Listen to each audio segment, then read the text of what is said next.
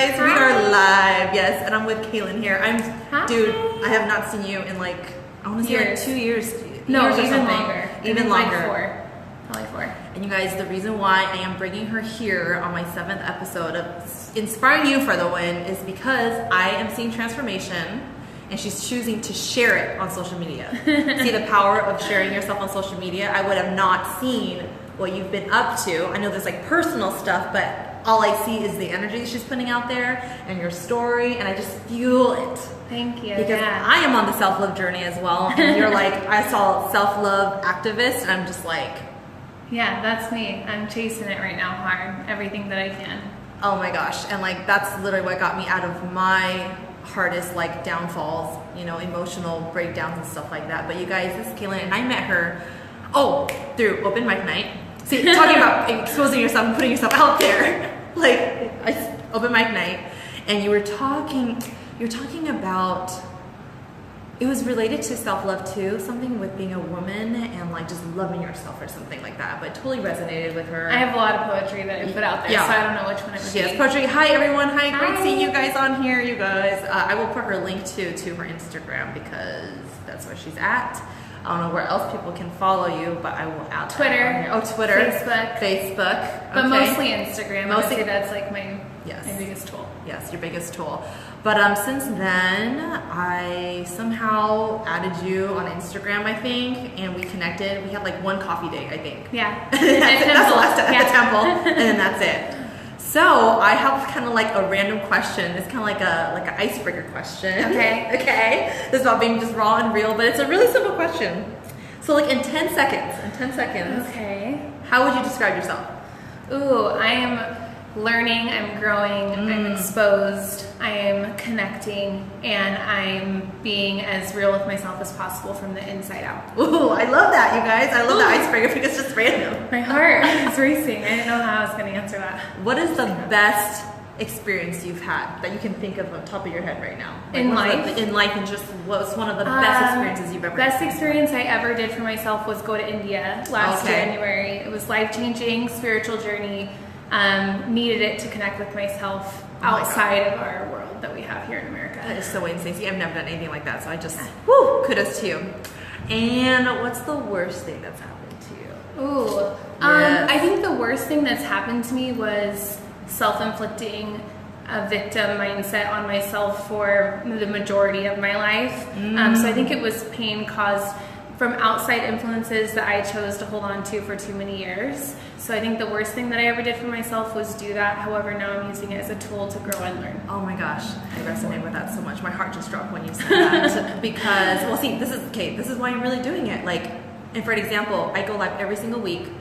Every Tuesday, I did one last night, and it's to share what's on my heart, whether it's good or bad. Yeah. And just, so when you said, now you're using your pain as a tool to connect with others. I don't know if you guys can relate. We think that no one can relate. We think that we're just, victim mindset. No, poor me. Like, F everyone. Like, I'm just this poor person with bad luck. Yeah. And when my, like, legit worst experience, like, I guess, not worst experience, but when I got to a point in life where I felt like I was at my very lowest and felt very hopeless and just really empty, I decided like I have to figure out a way to never do this to myself again. And so that was where my journey really started, I think, was figuring out like how can I ever protect myself from not allowing myself to fall this deep again. And that was making sure that I was whole by myself and not waiting for outside influences to give me that validation. Oh my God, I relate with this so much. So what's one of the things that like helped you go from experiencing that rock bottom to just seeing some light? Like what was that little nudge? I have an activity, and you guys can try it. Yes. Okay. So what really was the big difference maker for me was I was in my bed at home, and it was after I was just like in the worst place ever. You know, we all have our own worst place ever. In the bedroom. It's always in the bedroom. Yeah. It was my worst place ever. Yeah. It was in my room, and I was like, when did I disconnect from myself? Like, when did I lose my worth and my self-love? And I needed to be really real with myself. So I took a notebook and I took a pen and I started writing down every single thing that I could remember that has caused me pain and that I'm still holding on to. Wow, that's powerful. Once I did that and I was able to look this list in the face, which was really difficult because I was like, ouch, right? Well, like so many ouch moments in my life, starting from very young until now. And once I was able to look at it, it was all about perspective. So I could write a million reasons why each of those things caused me pain and harm, but what I needed to do was see how they served me. And so instead of writing down how they hurt me, I started writing down how has this helped me. Wow. Wow. And so even if it was like, you know, someone, like I developed an eating disorder at a very young age. How has this helped me? It allows me to connect with other women or men that are experiencing the same struggle.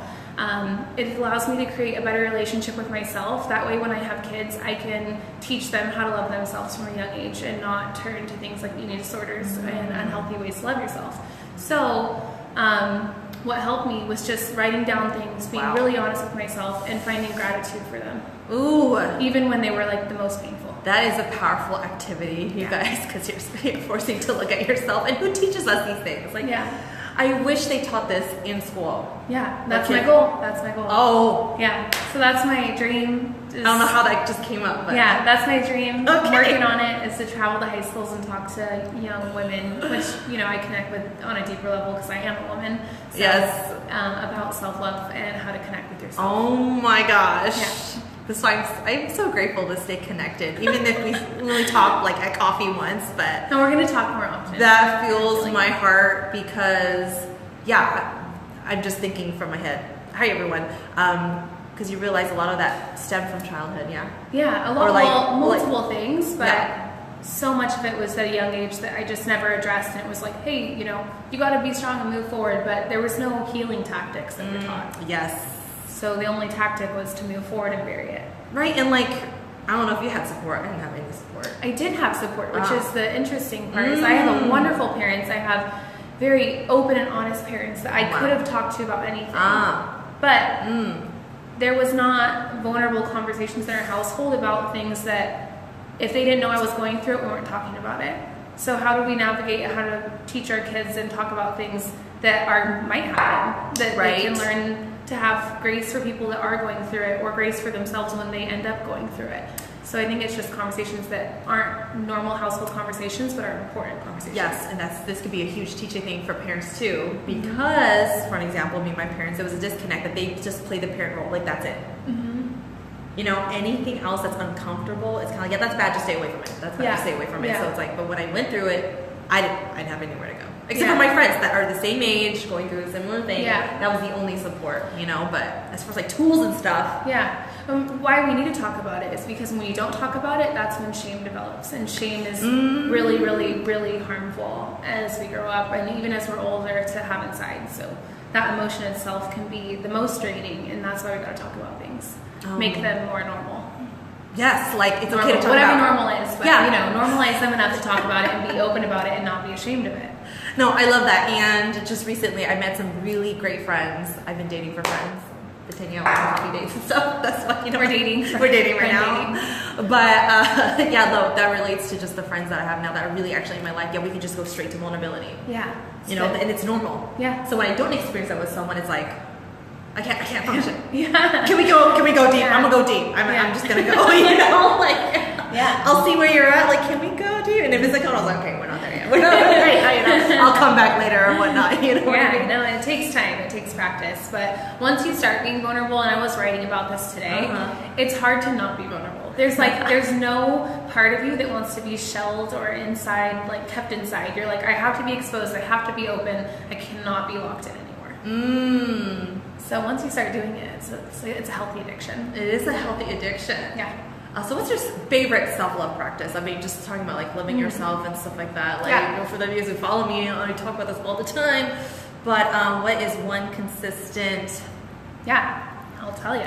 Tell me. My consistent practice is I create a mantra for myself every day. So a mantra or an affirmation, if you don't know what that is like a thought, a sound. It could be anything that's going to help you focus on a certain thing. Whether that be like a spiritual meditation or an affirmation that just you say it over and over again until you start to believe it. But for me, and I started sharing these on my Instagram stories daily, which I wasn't before, but now I am. I connect with myself first thing in the morning, and I think, what do I need today? And what is something that I need to focus on today? And that's my mantra. So all day long, even if I, have a rough time or if a negative thought pops in, that mantra comes back to me, and I think like, what was that I'm focusing on today? And it's kind of like protective armor for your brain. I love this. Yeah, it's like my own form of protection every day. It's like that constant reminder that's going to keep me aware and in the moment and focusing on what I need. Okay, first of all, I love it that you said, what is it that I need? Mm-hmm. A lot of people say, what is that you want? Nothing wrong with that, right? Yeah. I mean, abundance, we can want, but like when you say need, there's a different feeling with that. Like, because there's wants and needs. Yeah. Like, I want that purse, I want those shoes, but what is it that I really need? It's comes serving yourself. How do you serve yourself? And I think that comes, I've learned that selfish isn't always a bad thing. Oh, yes. I'm so happy you're bringing all this up. It's like hitting all these points that I just rant about all the time. When I at first, like when I was like, I need this, it was like, is it okay for me to be this selfish every day? And for me to be like, I need, before thinking about everyone else in my day. So thinking about my full-time job, my friends, my family, my partner, my dog, what do they need? No, I need to stop and think about what I need first, and that's being like selfish in a healthy way. And we need that. So when did you start? When did you really start this practice and like this self-love? Like when did it really begin?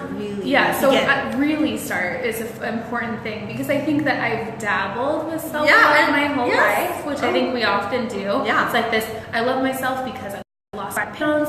I love myself because I fit in my dream clothes. I love myself because I have this amazing partner. We love ourselves based off of whatever environmental factors, right? Like, so external things that are happening in our lives. Mm-hmm. And my true self-love happened when I had that really important moment in that activity on my bed. So I'd say like 2.5 years ago, went through a really transformational period. It was after a breakup or a separation, I guess, and felt very empty. And that's when I was like, you know what? The root of the problem, the common denominator of all this heartbreak is me. I'm always the one that's hurting. So I got to fix that. So that was when it really started. So 2.5 years ago started, and I've been dedicated ever since. And you're going to have your ups and downs. I have my days where I struggle still. But no matter what, I always come back to my why, and my why is to serve me so I can serve others. And so that's, I'd say 2.5 years going strong. Wow, I freaking love that. I started around the same time. Yeah, it's been good. I would say it's 2016 is when I really started, and it was completely empty feeling, and I was so angry. Yeah.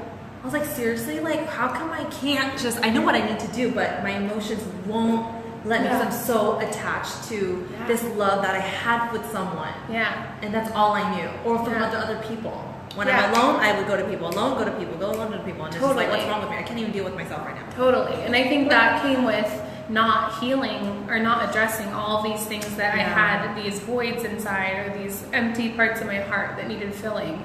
And instead of being by myself and thinking about how do I fill myself up, I went to other people and chose for them to be there. But people are temporary, right? We're all temporary. So people are always going to be in and out of our lives, and we have to be at peace with that. But we're always with ourselves. Well, you can choose to be with yourself. Sometimes I think we disconnect, but being with yourself, you're always there. And I had to figure out a way that I can be whole. So when I have someone in my life and they compliment that, that's wonderful. But if they leave, I'm still whole. And that was the important thing. Oh my gosh.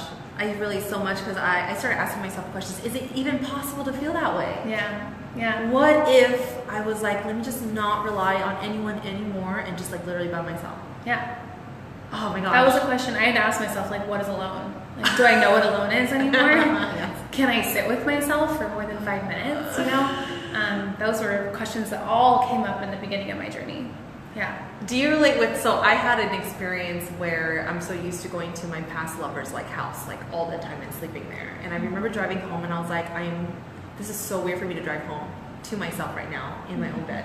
Yeah. It was so weird, but yet people sleep in their own rooms, hello. But I was so disconnected from my room, like sleeping in my bedroom. Yeah, I mean, I think there's so crazy. We lose ourselves so often in work and relationships, in family drama, in life, we just lose ourselves. And if you can just find that friendship with yourself that you know you can always come back to, then you never feel out of place. You never feel that, you know what I mean? That discomfort with being by yourself. You're like, okay, this is I need this to be my home. My home can't reside in someone else, because when that happens and they're gone, then you're empty and you're homeless. Yes. You can't be homeless. And would you say life, however you want to call it, will continue to give these like opportunities to overcome this lesson over and over and over until you learn?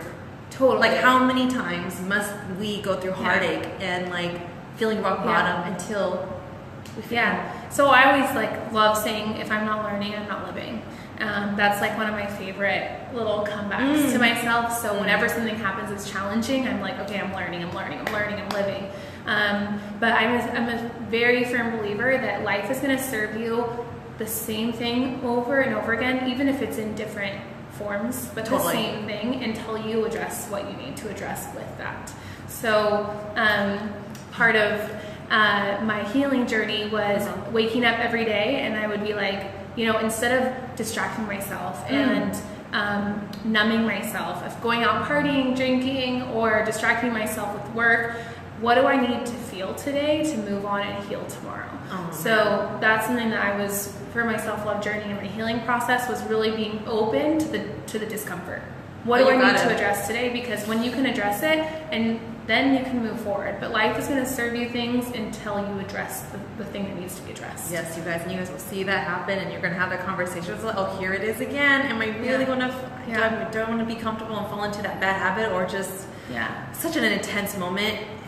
It sounds so like simple, but it's so powerful. Oh, it's so complex. Yes. It's simple, but it's so deep. It's not surface level. Yeah, it's so deep, so much to it. Okay, I had a question that popped up. When you say the more that we serve ourselves, the more that we can serve other people. Yeah. We know this, right? So we grow up just being givers. We help. So contrasting before your self-love journey and now, basically, when you served others, because I know you're serve, that's what you want to do, serve, right? What was the difference that you saw in the past, helping people, and then now? Was there a different energy? Was there a different, for me, I noticed that I was so much more present. Oh, totally. I actually had space to hold for people more in pain. So what pops up? What experiences pop up when I say that? Is there something that jumps out at you, or a particular connection with someone, or something? I think I don't know. I'm being put on the spot for a story is kind of hard. I can relate as in the version of talking about my partner. Yes, okay. So before going through my self-love journey, my interactions with my partner, I feel like were great.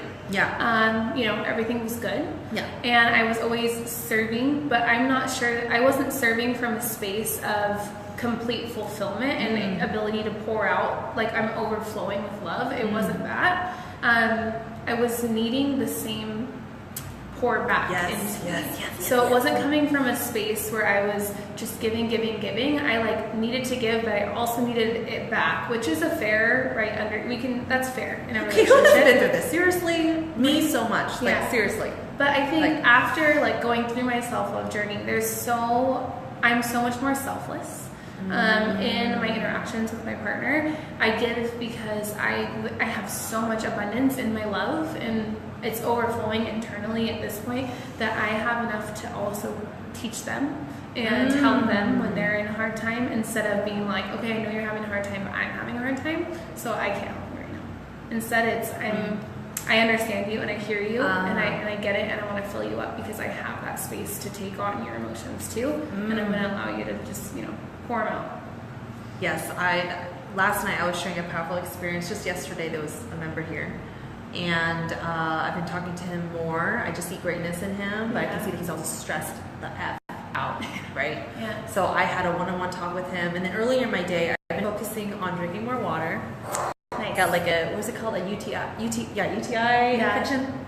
And I read the list of how you can get it, because it's been a long, years since I've gotten it, and I just know. And when I said not drinking enough water, I knew that was it. I've been working in the mornings. I've been drinking a little coffee and barely any water. Yeah. So I poured into myself by taking first thing on my mind was I gotta hydrate myself. and I got to work on time, had this whole morning thing like that, anyways, but just doing those few simple things in the morning that made me feel good. So when I saw him, it was like I took myself out and put myself on the side. And it felt so good, you guys, just to be honestly present, like hear what he's saying. That's a great way to describe it. And being just like, I see you and I'm feeling you right now. Yeah. And not feeling like, oh no, like I feel your pain. Oh, like I can't be here for you because it just hurts too much. No, let me go away. Yeah. Like I wanted to tap into his pain and feel that with him. Yeah. And it was just so powerful, you guys. It's powerful when people actually feel like you're being present. Yeah. They will actually open up even more. Oh yeah, they'll open up at all. A lot of people don't open up if they know that you're not actually there for them or they're really listening. Right. But I think that's a great way that you put it. Is like you put yourself on the sidelines and you were able to just be with yourself, be with that person. Yeah. So a whole lot more selflessness that goes on, and then the giving is coming from a place of like passion and energy and love, and it's just way more fueled. It's like free fuel, honestly. It's free fuel. It's free fuel every day. Like this self-love journey, it's like fueling me to just give to myself, to others, to everyone. I'm so much of a better person. Something else that just came up too. So when you are practicing self-love, right, would you say you build up a great protection or like boundaries? Yeah. So I always call self-love as like my armor. Oh, yes. The way you said that, yes. It's protecting me at all times of the day from energy that I just don't deserve to feel, from holding on to things that I just can't hold on to, for saying, no, I can't do that, or I don't want to do that. Saying I don't want to do that is something that's actually really hard to do, because being honest with people sometimes is like, you know what, I actually don't want to do that. So I think it's like this armor that's like, that's not going to serve me, and I'm not going to do it. Oh, the power of no. And the power of no, and so, I think that it's just a severe, like the most intense form of protection that I've ever found. No, seriously. What was I going to ask? It was something about, the protection armor. So, because I feel like you'll feel this too. We talk about the universe a lot, law of attraction, right? All of that. So, like, because we are choosing to do more positive things for ourselves and actually, like, wanting to fill us up, feeling more love from within. Yeah. Would you say you've been attracting more positive experiences, or what have you noticed about negative experiences, positive experiences, like, because negative shit still happens to me. Yeah. So I think it's just about perspective. Oh yes. Okay. Yeah. Great. So I think that my perspective is just so much different than it was when I wasn't practicing self-love. So before, when things would happen, I was so drained. I was like, I can't deal with this. I can't deal with another heartbreak. I can't deal with another change. I can't deal with someone going through stress anymore. I don't have the energy for it. I don't have the time. Life is always going to give me these things. That's just how it is. We're living. I'm going to walk through it. I'm going to cry, and I'm going to move forward. And it's going to happen again in a month. So I feel like before that was my perspective on things, and now I feel like I crave challenges. I'm very open to like whatever it needs to be. So I feel like when something presents itself, I look at painful as positive, because I'm going to learn from it. I'm going to connect deeper to myself or to someone else because of it. So I think for me, it's just negative things are going to happen, but like bring it on. Oh my gosh. Yeah. No, seriously. So that's how I choose to look at it too, because like if I go the other route, then it's like victim mode. Yeah. Victim mode, and then I'm creating more negative, like I'm feeling that negative thing that happened to me, and and I feel like I'm asking the universe to give me more, the more attention I give it. So I'm gonna just use my tools and like, okay, how can I? Okay, pain is experience, and then I'm just looking at that from that light. Yeah, I think it's so true that what you give, you get back, and so you're responsible for the energy that you put out there. And I'm a firm believer that like if I'm looking at things and being open to things, then I'm not creating space for me to get hurt necessarily, but to just like pause before I react. So if something presents itself, I can see it. I'm looking at it from a perspective of how can I navigate this, rather than like I'm going to go through this. How can I go through it? Like how can I go through it side by side, rather than it's happening to me. How can I navigate it? Right, not go around it. Yeah, like how can I get through it? Yeah. What was the last negative thing that you can think of that you overcame, that you ever overcome? I think for me, my most recent is my relationship with food. Oh, so yes. like I said before, Yeah. I've struggled with eating disorder, like body dysmorphia, since I was probably 12. You know, that's what you should have open mic night. Never mind. Like, side note. That's what you should. Oh, okay. Yeah, anyways, yes. Yeah. So I've been struggling with that for a long time, and I have a huge sweet tooth. Just like sugar yes. is like my drug. Yes. I eat it because I'm related to it like emotionally. It's not because it like tastes good necessarily, but like emotionally it's gonna fill me up temporarily and I'm happy. So my hardest thing I've gone through recently was eating sugar and being super ashamed of it. Like I would eat in my car, I wouldn't, on my breaks, I wouldn't want people to see me eating unhealthy secret, because I'm a yogi, I'm a self-love journey. I try very hard to be healthy. So when I wasn't doing that and I wasn't practicing what I preach, I was like so ashamed. So I think I've gone 17 days without sugar. Whoa. So, and I'm not a dieter or restrictor, but this is for me, this is like an empowering thing for me. It's a challenge, so you're putting yourself on a challenge here. I am. But I think that for me it was realizing that this is something that I need to address. So it's something that's still very much present within me. And that was hard for me to acknowledge. It was like, okay, you've come very far, but like your relationship with food is still not where it needs to be. And having that linger is not healthy. So how do you address that? So my most recent thing is my relationship with food, and how do I see it as fuel rather than an emotional thing that I need to enjoy. You know what I mean? How is it serving me throughout my day? Just like energy or interactions with people, food for me is just as important. So for me, yeah, it's the sugar, the food, and again, I don't believe in like diets or anything unhealthy in that aspect. I believe in having a balance, but right now I'm choosing to take my own power back, and for me that means cutting out sugar for a while. Doesn't mean I'm not going to ever have it again, because I'm definitely looking forward to some like vegan ice cream or something good, but I need to just give myself some time to like heal and then figure out a way to reconnect with it and help you. I'm curious about would you say, so it's through that experience you're like, okay, I'm eating sugar, like dang it, this is something I need to address. Was there any, like when you become your own best friend, there's like literally conversations in here. Was there any self-compassion that was going through your head? Or you're just like, you know what, this is something that I need to address, and you're choosing to move on from creating that challenge for yourself? No, there's a lot of, I think that a self-love journey is about the relationship you have with yourself. And so if I was handling a challenge with my partner, it wouldn't be like, this is the problem and then you're gonna fix it. It'd be like, hey, let's talk about it. Let's be real about what's going on. Let's put everything on the table.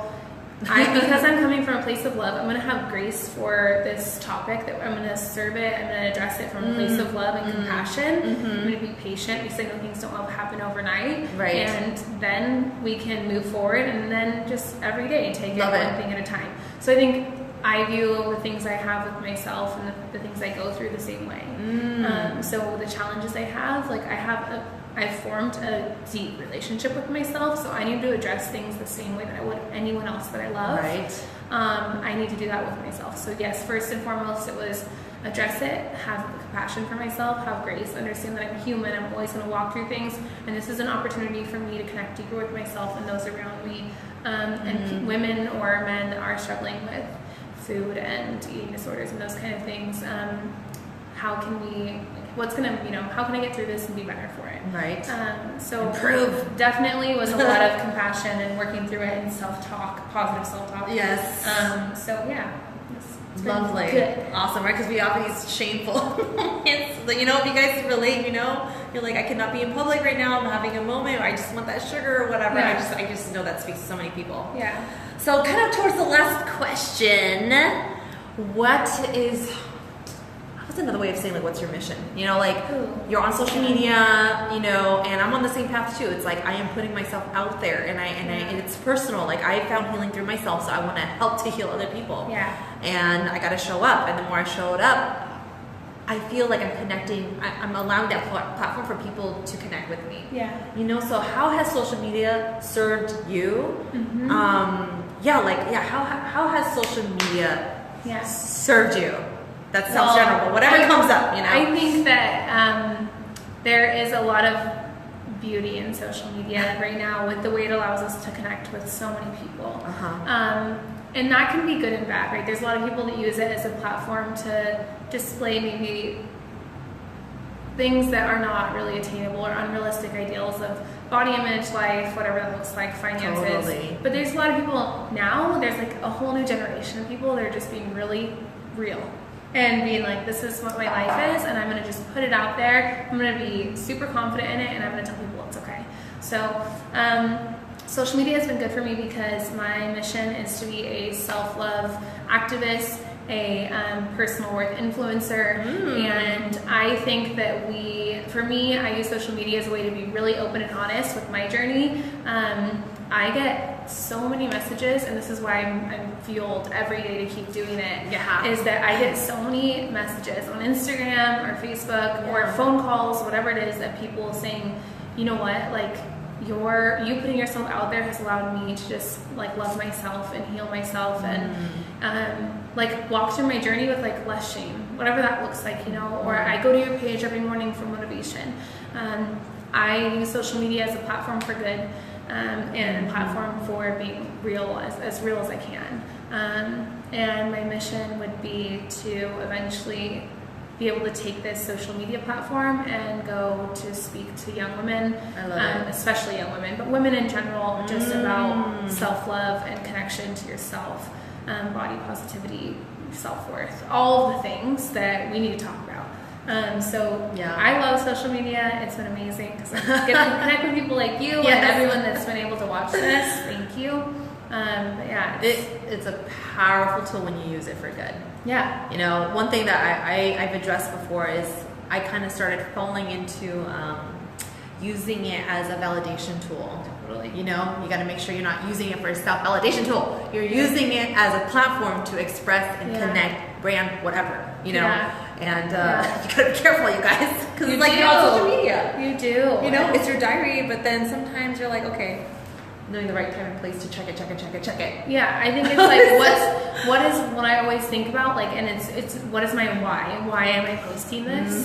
So am I posting it because I need self-validation, or am I posting it to get a message across and to share this? And if even one person likes it or looks at it or connects with it, that's enough for me. Yeah. Because it wasn't meant for me to keep to myself. I needed to share it, put it out there, let someone else learn from it if they needed to. Yes. And if that's all it reaches, great, I'm happy with that. So know your why when you're posting things. And be aware with yourself of like, am I doing this because I need validation? And if that's true, let me take a moment for myself and fill myself up before I count on others to do it. Oh, beautiful. Love it. Yeah. Anything else that you want? I relate 1,000% with like everything that she shared, you guys. So like, this is just amazing. It's like you're speaking for me. I'm like, oh, that's what I wanted to say. Something about, so you see how her mission involves literally like what she's gone through. Yeah. It's personal. Yeah. It's not things that Rebecca went through or Stacy, Josh, Austin, whatever went through. It's what you went through, and that's your gift, that's your power. Yeah. So I want to take this opportunity and let everyone know, like, that's how you can use your pain as like power, you know? Yeah. And the comparing thing, leave it, oh my God, comparing people to their journey to your journey is literally like feeding yourself poison. Yeah. And you guys, it's just crazy. I'm just thinking about like your journey, my journey, everyone's journey, where like we're rock bottom, no self-worth and all that, and then all of a sudden you want to take a stand for people for their self-worth, and it's all personal.